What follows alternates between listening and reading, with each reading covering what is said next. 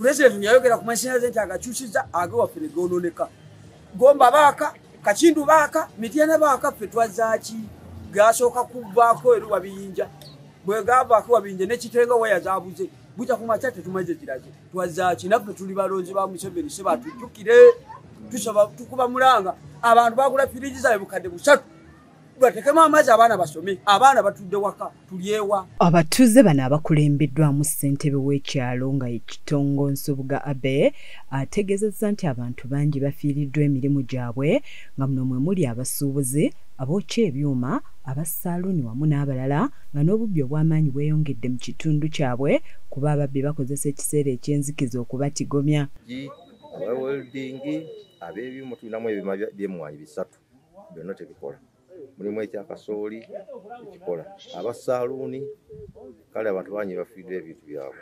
Ebitundu ebisinze okukosebwa olw'ebbula ly'amasannyalaze mulimu Beekiina, Wabiyinja, Butayunja, Kitongo, Mweramu n'ebirala nga bino byonna biri mu ssaza lya Busujju nga n'ebyobulamu bikoseddwa bya nsusso. Waliwo ekizikiza obubbi bungi obw'emmwanyi, abantu babba emmwanyi. Ennaku zino waliwo Kashero oli omubbi ajja n'amusikako akasawo n'adduka nako.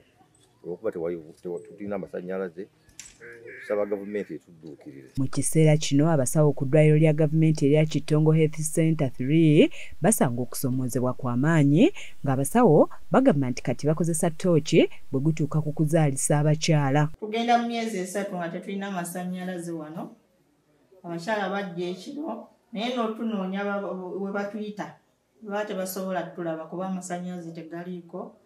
N'ekirala tuzaalisa ku tooki kuba sola ze tulina ziggwako, batule zaabwe ziggwako kuba n'omusana tegwaka bulungi. Abamu ku bakulembeze b'abakyala bagamba nti abakyala basusse okwettanira bamulerwa olw'ensonga nti mu budde obw'ekiro bakonkomalira ebweru, olw'ensonga nti mu budde obw'ekiro bakonkona abasawo mu ddwaliro ne bagaana okubaggulira olw'okutya enzikiza ebeerawo. Kubanga embuto zigenda ne zibaluma ekiro nga mu butuufu tewali masannyalaze ate nga n'okuyita asikaali mu butuufu nga naye mu kizikiza bakola ki batyamu.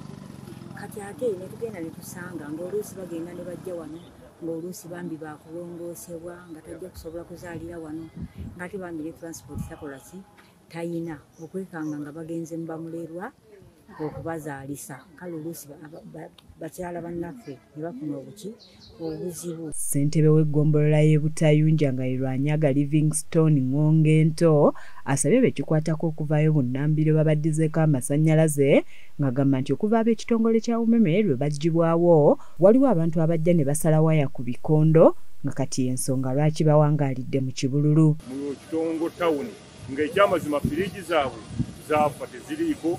Ebyobusuubuzi mujjuke twakamala okubawa ssente eza Paris Modo. Omuntu yafuna ssente eza Paris Modo nga takozesezza bulungi ssente ezo olw'amasannyalaze. Emyezi 3 bukyanga amasannyalaze gagenda tugezezzaako okuwanjagira buli woofiisi yonna mu Mityana naye nga babadde bakyalemeddwa okutuyamba. Keya Ronald yakusakidde eggulire lino ku lwa KSTV agaleero.